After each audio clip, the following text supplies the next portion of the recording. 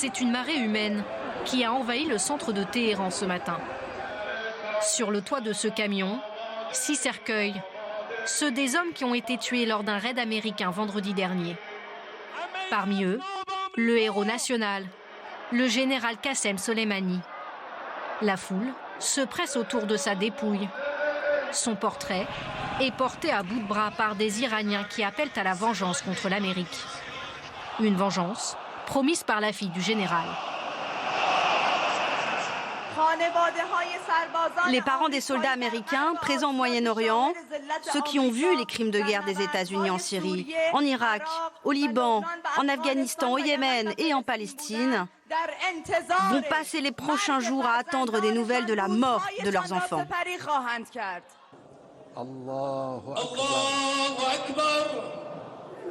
L'ayatollah Khamenei, le guide suprême iranien, pleure devant le cercueil du nouveau martyr.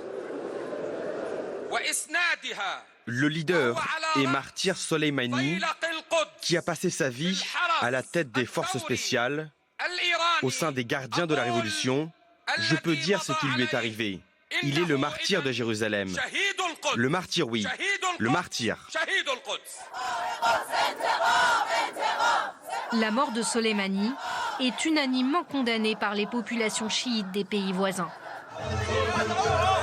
À Gaza, les drapeaux américains et israéliens brûlent, tandis qu'en Irak, les funérailles du général et d'un lieutenant irakien tué lui aussi dans l'attaque américaine ont rassemblé des milliers de manifestants il y a 2 jours à Bagdad.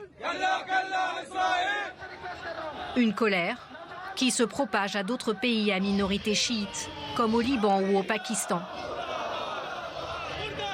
Sur chaque lieu de protestation, le même ennemi, l'Amérique.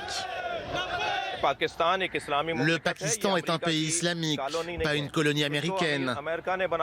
L'Amérique n'a rien fait pour nous, ce sont nos ancêtres qui ont bâti notre pays en versant leur sang. Une haine des États-Unis que les derniers tweets de Donald Trump ne risquent pas d'apaiser. Les États-Unis ont identifié 52 sites iraniens qui sont de très haut niveau et très importants pour l'Iran et la culture iranienne. Nous frapperons très rapidement et très durement. Les États-Unis ne veulent plus de menaces.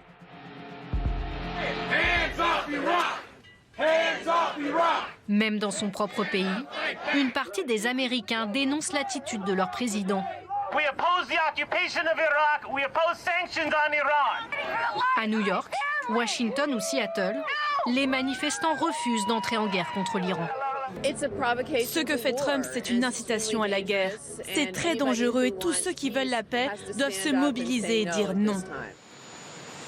Donald Trump se présente comme le seul à pouvoir choisir l'attitude à adopter face à l'Iran. Le président américain affirme qu'il n'a pas besoin de l'accord du Congrès pour décider de représailles disproportionnées.